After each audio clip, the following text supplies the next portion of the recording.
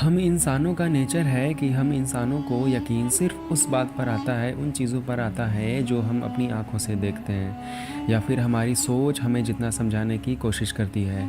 लेकिन इस दुनिया में कई ऐसी हकीकतें मौजूद हैं जो हमारे सामने रहते हुए भी हमें नज़र नहीं आती। अगर नज़र आ भी जाए तो हमारी सोच उसको एक्सेप्ट करने की काबिलियत नहीं रखती। जब हम आँखों से कुछ देखते हैं और हमारी सोच हमें कुछ और दिखाना चाहती है, तो इसी के बीच में एक नई चीज़ पैदा हो जाती है जिसको हम मिस्ट्री कहते हैं। ऐसी ही एक मिस्ट्री इंडोनेशिया के इस जावा आइलैंड में इस पहाड़ के अंदर मौजूद है। द रियल बेस की वीडियोस में एक बार फिर से खुशामदीद।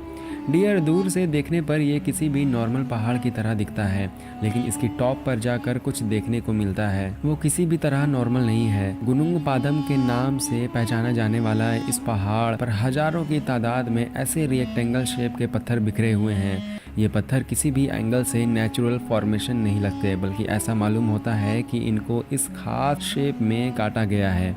अब जबकि जावा आइलैंड खुद एक वॉल्केनिक आइलैंड है, तो इसीलिए रिसर्चर्स का मानना था कि कोई वॉल्केनिक रॉक यहीं पड़ा था जिसको काट कर इस शेप में लाया गया है। लेकिन पत्थरों के सैंपल्स लेने के बाद मालूम पड़ा कि ये पत्थर यहाँ के हैं ही नहीं, और इस बात का मतलब था कि करीब इन 50,000 पत्थरों के ब्लॉक्स को कहीं और काटा गया था और फिर एक एक करके इस पहाड़ के ऊपर चढ़ाया गया। पहाड़ के टॉप पर ये पत्थर रैंडमली ही बिखरे हुए हैं, लेकिन कुछ स्पॉट्स पर ये एक दूसरे के ऊपर बड़ी तरतीब से भी रखे पाए गए।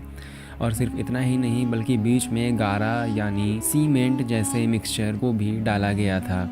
वो जो लोग भी थे, ऐसा मालूम होता है कि वो इस पहाड़ के ऊपर कोई टेरेस या कोई कंस्ट्रक्शन करना चाहते थे। रिसर्चर्स इस मामले को जितना ज़्यादा इन्वेस्टिगेट कर रहे थे, वो उतना ज़्यादा सरप्राइज भी हो रहे थे। टॉप लेयर पे पत्थरों के बीच में मौजूद गारे की जब रेडियो कार्बन डेटिंग की गई तो मालूम पड़ा कि ये 2500 साल पुराना है। लेकिन जब एक्सकेवेशन की गई तो 20 फीट की गहराई पर रिसर्चर्स को यहाँ 7500 साल पुराने गारे के सैंपल्स भी मिले। टॉप लेयर पर 2500 तो 20 फीट पर 7500 साल पुराना सैंपल्स मिलने का मतलब ये था कि यहाँ कोई एंशिएंट सिविलाइजेशन बसती थी जो वक्त के साथ साथ एक बहुत बड़े स्ट्रक्चर को कंप्लीट कर रही थी। कुछ आर्कियोलॉजिस्ट का कहना था कि इससे नीचे खुदाई करने की जरूरत नहीं है, क्योंकि ह्यूमन हिस्ट्री सिर्फ 7500 साल ही पुरानी है, तो इससे नीचे हमें कुछ नहीं मिलेगा। लेकिन लोकल जियोलॉजिस्ट अभी भी सेटिस्फाइड नहीं थे। उन्होंने इस पहाड़ पर कोर ड्रिलिंग करने का फैसला किया। कोर ड्रिलिंग में एक हॉलो पाइप को ज़मीन में ड्रिल किया जाता है, और जब वो पाइप बाहर निकाला जाता है तो ज़मीन के अंदर जो कुछ भी होगा वो उनके सैंपल्स एक कोर की सूरत में उस पाइप में जमा हो जाते हैं। हैरतअंगेज तौर पे कोर ड्रिलिंग से जो सैंपल्स निकाल कर बाहर आए, उन पर यकीन करना वाकई में बहुत मुश्किल था, ख़ासतौर पर आर्कियोलॉजिस्ट के लिए। बल्कि 2 लेयर्स यानी 20 फीट की गहराई के सैंपल्स तो 3000 साल से 7500 साल पुराने थे, लेकिन 50 फीट की गहराई से भी गारे के कुछ सैंपल्स निकल कर आए जो कि 11600 साल पुराने थे। ये साल था 9600 BC, और तब अर्थ पर आखिरी आइस एज चल रही थी। मामला तब मजीद गंभीर हो गया जब 100 फीट नीचे कोर ड्रिलिंग के सैंपल्स जो बाहर निकल कर आए वो 24,000 साल पुराने थे। ये वो दौर था जब आखिरी आइस एज अपने पीक पर चल रही थी। उस दौर में इंसान की किसी अननोन सिविलाइजेशन ने पहाड़ के इतना नीचे कोई कंस्ट्रक्शन की थी जिसके सबूत सबके सामने थे। ये एक बहुत ही इम्पोर्टेंट खबर थी, क्योंकि ये इंसानों के हिस्ट्री को हमेशा हमेशा के लिए बदलने जा रही थी। रिकॉर्डेड हिस्ट्री में यानी हिस्ट्री की बुक्स में हमें ये मालूम पड़ता है कि इंसान की सिविलाइजेशन 7500 साल पुरानी पहले डेवलप हुई थी। लिहाजा आर्कियोलॉजिकल कमेटी का मानना था कि ऐसा मुमकिन ही नहीं हो सकता कि ये काम इंसानों ने किया हो, क्योंकि इतना पहले इंसान इस काबिल ही नहीं थे। उनका कहना था कि गारे के सैंपल्स मिल जाने से ये साबित नहीं होता कि यहाँ इंसानों ने पहाड़ के अंदर कोई स्ट्रक्चर बनाया हो।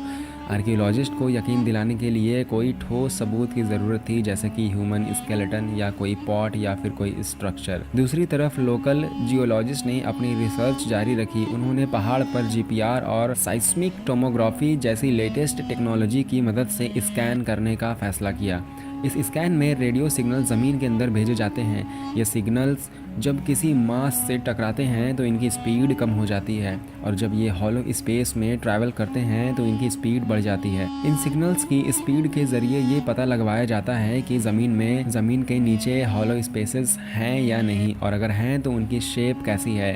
स्कैन के रिजल्ट में पहाड़ी के अंदर का जो इमेज सामने आया वो रिसर्चर्स अपने करियर में पहली बार देख रहे थे। पहाड़ के अंदर जगह जगह हॉलो स्पेस नोट की गई, 3 बड़े बड़े स्क्वायर चैम्बर्स जो अलग अलग लेवल्स के हिसाब से बने हुए थे।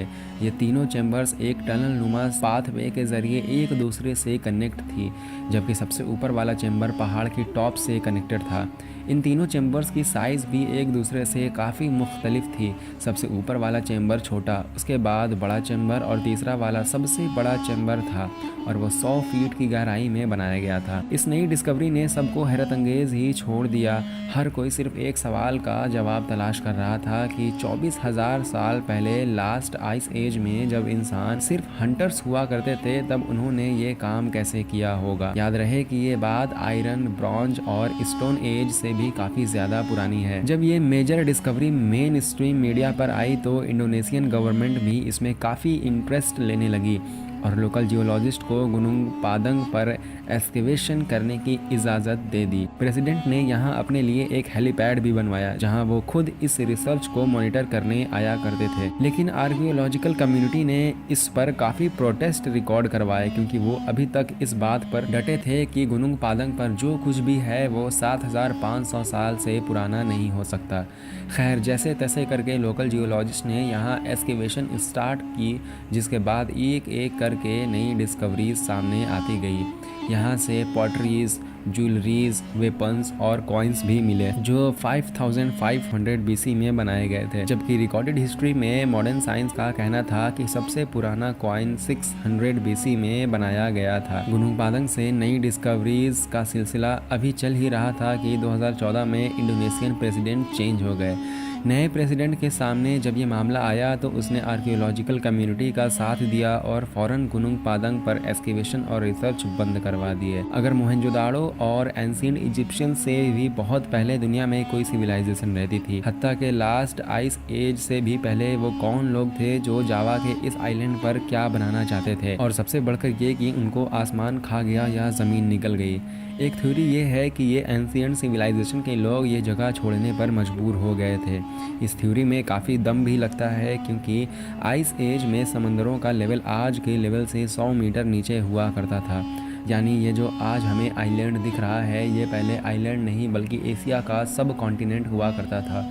जी हाँ, 12,000 साल पहले आइस एज का जब दी एंड हुआ तो बहुत मास लेवल पर बर्फ़ मेल्ट हुई थी, जिसने ओशियंस का पानी बढ़ाया और इस रीजन में सिर्फ जो एलिवेटेड एरियाज थे वो आइलैंड की शक्ल इख्तियार कर गए, बाकी सब कुछ ओशियंस के बॉटम पर चला गया। जावा आइलैंड पर बसने वाली सिविलाइजेशन अब बिल्कुल आइसोलेट हो चुकी थी। वो अपने दूसरे साथियों से बिछड़ चुके थे और शायद वक्त के गुजरते वो हमेशा हमेशा के लिए अपनी पहचान भी भूल गए।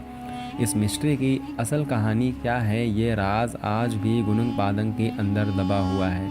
लेकिन इस बात के काफ़ी चांसेस हैं कि ये जो दिखने में पहाड़ लग रहा है ये नेचुरल नहीं बल्कि इस स्टोन ब्लॉक्स को एक दूसरे के ऊपर रख कर बनाया गया था, जो शायद अपनी असली हालत में कुछ इस तरह दिखता था। उम्मीद है द रियल बेस की ये वीडियो भी आपको बहुत पसंद आई होगी। तो अगर वीडियो पसंद आई और इन्फॉर्मेशनल लगी तो इस वीडियो को एक प्यारा सा लाइक कर दें, और ऐसी ही वीडियोज़ आगे भी देखने के लिए हमारे चैनल को सब्सक्राइब भी कर सकते हैं। मिलते हैं नेक्स्ट वीडियो में किसी नेक्स्ट इंटरेस्टिंग टॉपिक पर। तब तक के लिए अपने घर में रहिए, सुरक्षित रहिए, ख्याल रखिए। खुदा हाफिज़।